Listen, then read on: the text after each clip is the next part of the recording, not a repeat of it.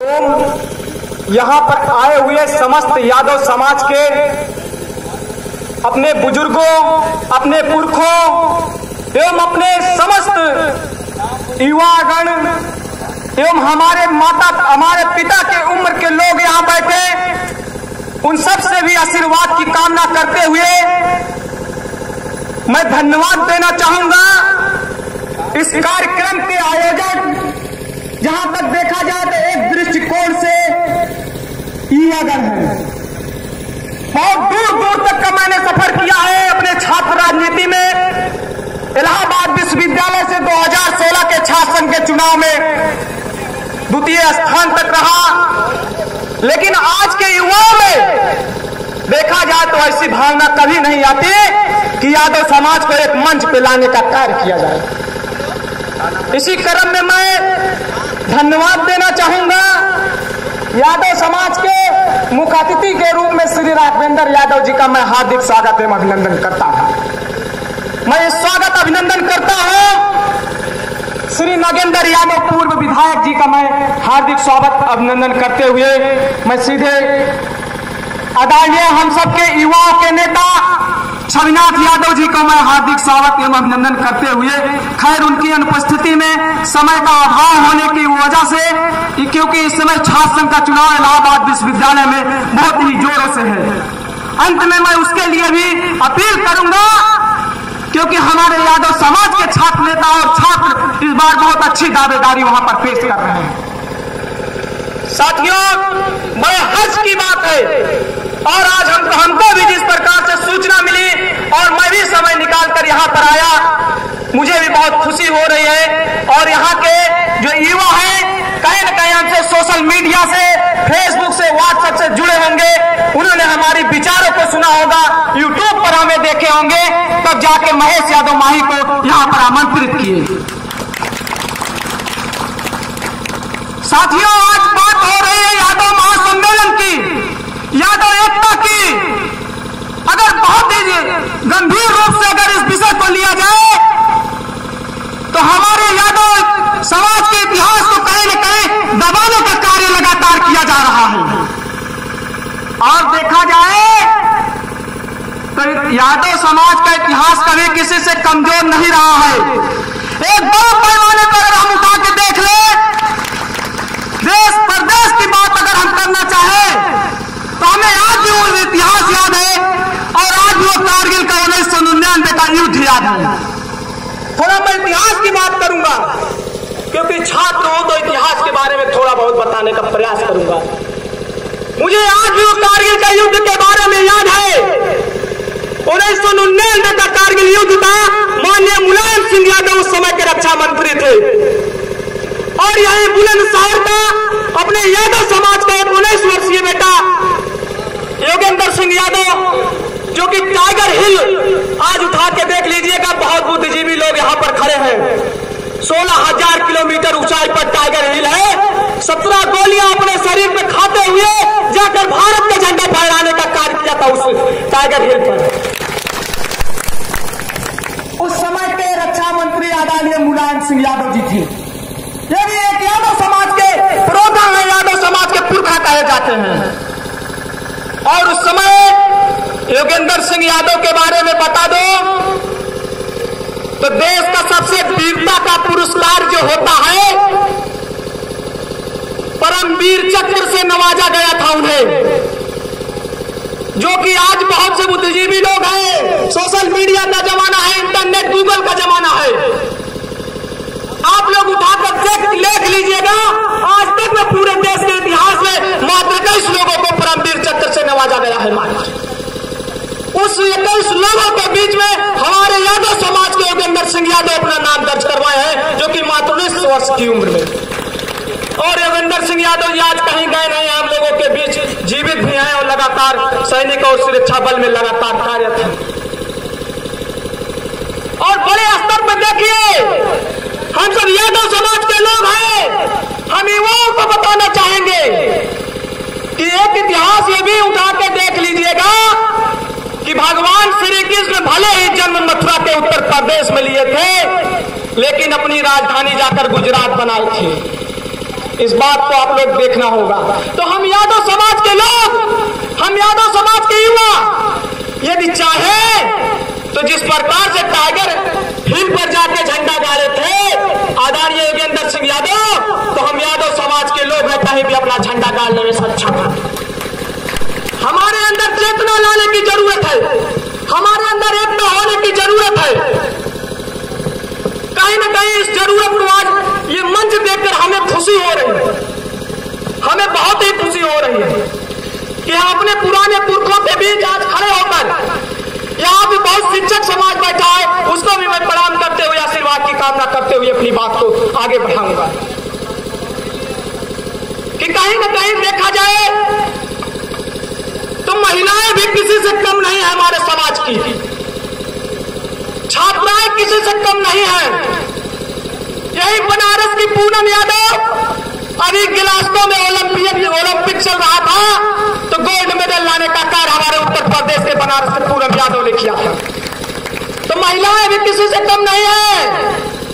और फिर अगर हम छात्रों छात्राओं की बात करेंगे तो अभी जेएनयू शासन चुनाव जो कि देश का सबसे बड़ा विश्वविद्यालय और देश का सबसे नंबर 1 विश्वविद्यालय के रूप में जाना जाता है जवाहरलाल नेहरू यूनिवर्सिटी, जो कि दिल्ली से 50 किलोमीटर दूर है।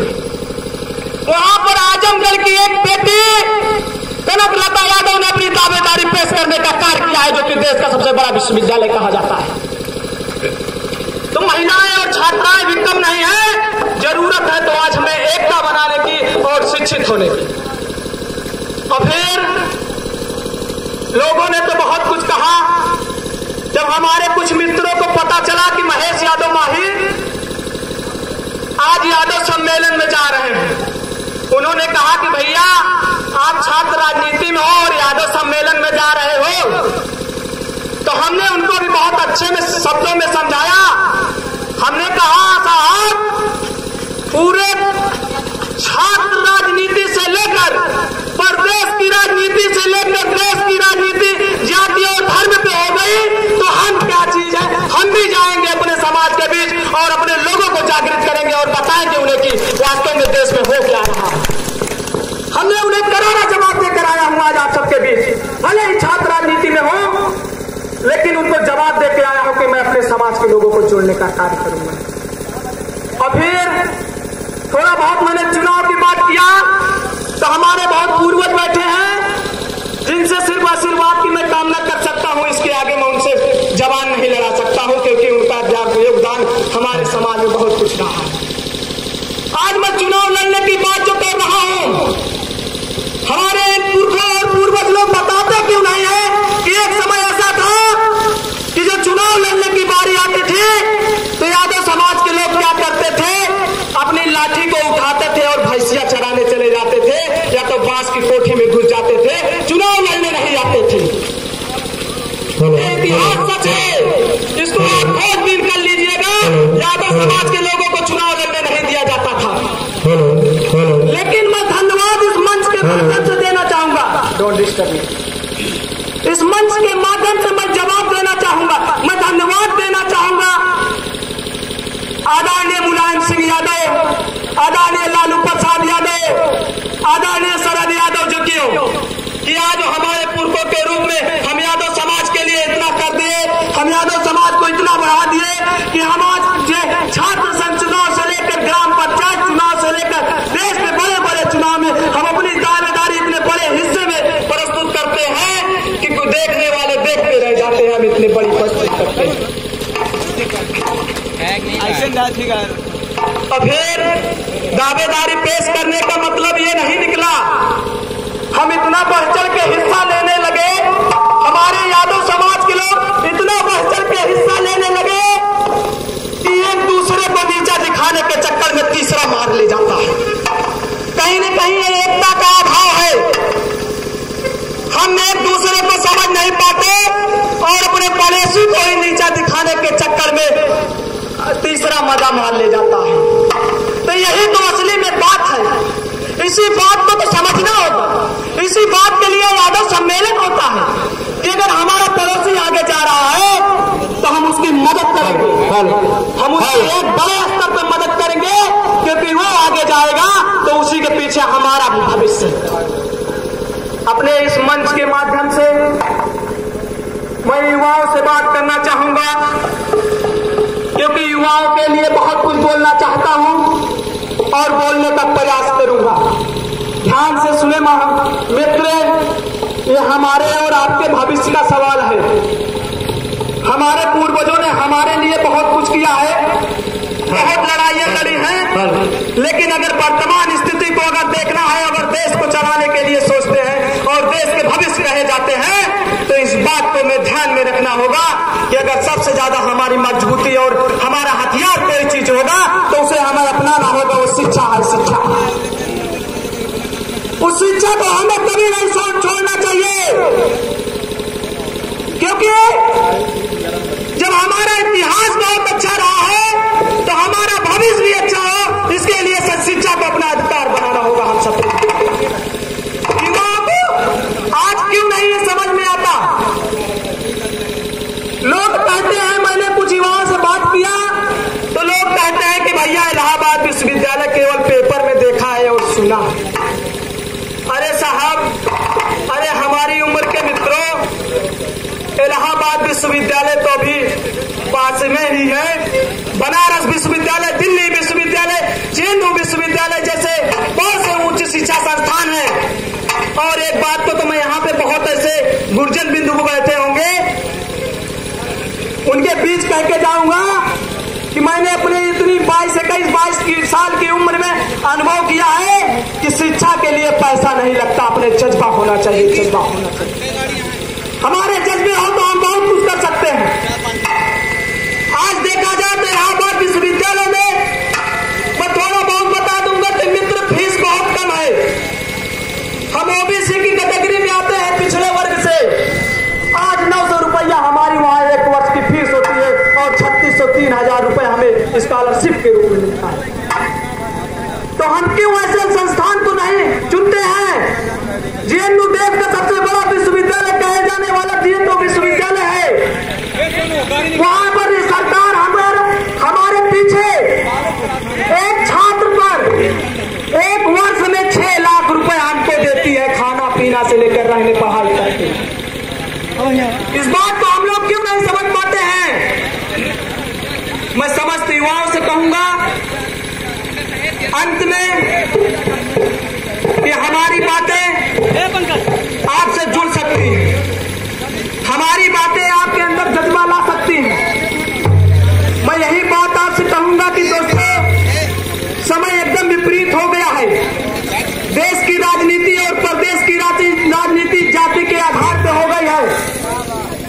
हमारे एक राष्ट्रीय अध्यक्ष हैं माननीय अखिलेश यादव ने एक बात एक सभा में कही थी, आपको याद हो, फूलपुर चुनाव, कि यादव होगा तो हमारा रिश्तेदार होगा।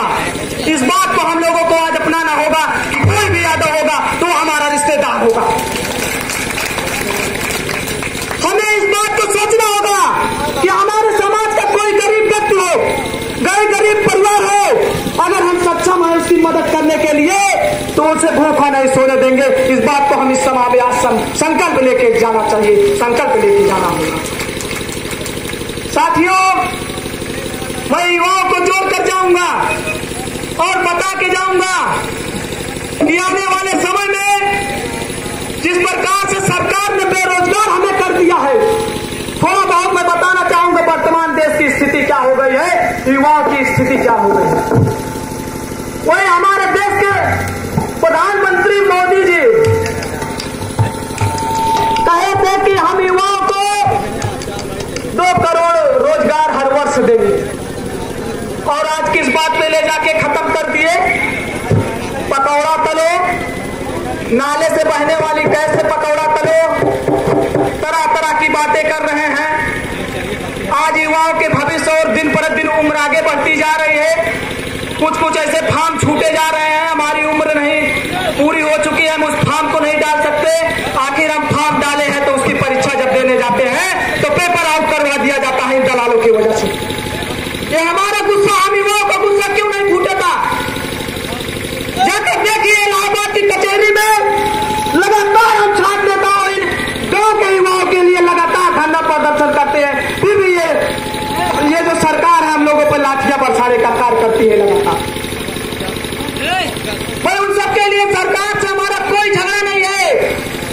हम युवाओं को सिर्फ यही बात कहेंगे कि आने वाले समय की राजनीति को आप समझ जाइए, हमें किसको क्या करना है उसको भी समझ जाइए, और इसके साथ साथ अगर रास्ता हम अपनाते हैं शिक्षा का तो बहुत ही आगे जाएंगे।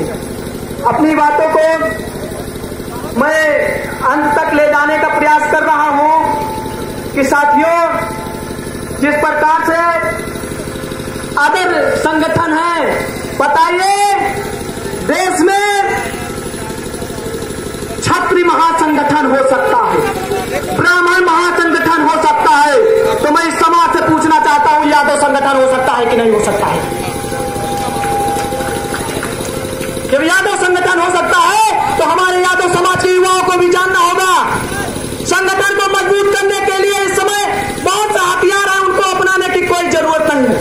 हम किसी समाज से लड़ना नहीं चाहते, हमारी लड़ाई किसी समाज से नहीं है, सिर्फ हम अपने समाज को मजबूत करेंगे और मजबूत करने के लिए हम अपना रास्ता शिक्षा को अपनाएंगे।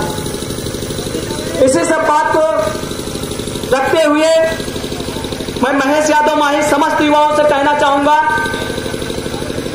कि सोशल मीडिया का जमाना है, फेसबुक व्हाट्सएप का जमाना है। महेश यादव माही नाम से हमारा फेसबुक है, उस पर आप लोग हमें सर्च करिएगा, जुड़िएगा, और किसी भी बात की जानकारी आपको चाहिए, चाहे किसी भी विश्वविद्यालय की, आप लोग गरीब तबके के गांव या शहर के हो, आपको जानकारियां नहीं मिल पाती हैं, आप लोग उस पर मैसेज कर दीजिएगा। हमारा मोबाइल नंबर यहाँ पे पंकज यादव चौधरी के पास है, उनसे ले लीजिएगा। लेकिन हम चाहते हैं कि हमारे समाज के लोग आए इस विश्वविद्यालय में, और साथ ही साथ इस बात को भी निवेदन कर दूंगा, अगर आपके इस गांव के समाज के लोग इलाहाबाद विश्वविद्यालय में कोई छात्र हो तो इस समय आने वाली 5 तारीख को वहां पर छात्र चुनाव, देश का सबसे बड़ा चुनाव कहा जाता है, अपनी दावेदारी पेश कर रहे हैं अध्यक्ष पद पे बड़े भैया उदय प्रकाश यादव, महामंत्री पद पर हमारे छोटे भाई राहुल यादव रुद्र जी अपना दावेदारी पेश कर रहे हैं, उनको लिए भारी समाधि मतों से जिताने का कार्य करें। इसी अंत में एक लाइन मैं कहूंगा विरोधियों के लिए कि ये मेरे खून का असर है, ये मेरे खून का असर है कि हम यहाँ सभा कर रहे हैं, ये मेरे खून का असर है कि हम यहाँ सभा कर रहे हैं। अब हम दलालों के भरोसे नहीं रहे, अब हम बगावत कर रहे हैं, अब हम बगावत कर रहे हैं। समस्त आदरणीय अपने गुरुजनों से सबसे मैं आशीर्वाद की कामना करते हुए, अपने भविष्य के उज्जवल कामना करते हुए, मैं सबसे आशीर्वाद की कामना करते हुए, मैं अपने परम पिता परमेश्वर को प्रणाम करते हुए, जो मुझमें वक्ता बल के बोल रहा है, उनको भी नमन करते हुए मैं आप सबका बहुत बहुत धन्यवाद देता हूं। और एक बात कह के जाता हूं कि आने वाले समय में अगर कोई भी कार्यक्रम होगा, अगर हमको किसी भी प्रकार की सूचना मिलेगी तो मैं पूरा